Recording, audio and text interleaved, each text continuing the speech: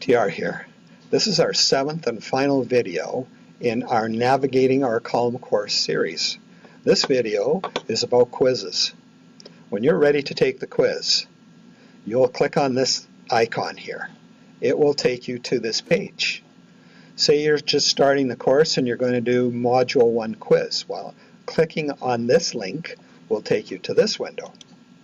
Here there's a summary. There's information that you need to know and read.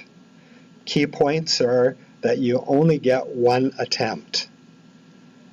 It's timed, but you don't have to worry about time.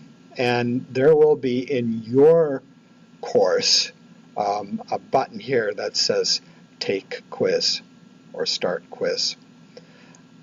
With these quizzes, D2L automatically marks them, and the marks will go into your grades in the category or item of whatever quiz you're taking. So Module 1 quiz would be Module 1 mark.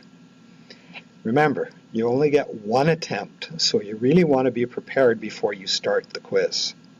Again, if you have any questions or concerns, please let me know using your private discussions. Thank you. It's been a bit of a grind going through these videos for you, but I hope they help you if you've been having any issues or concerns. Take care and all the best. Bye now.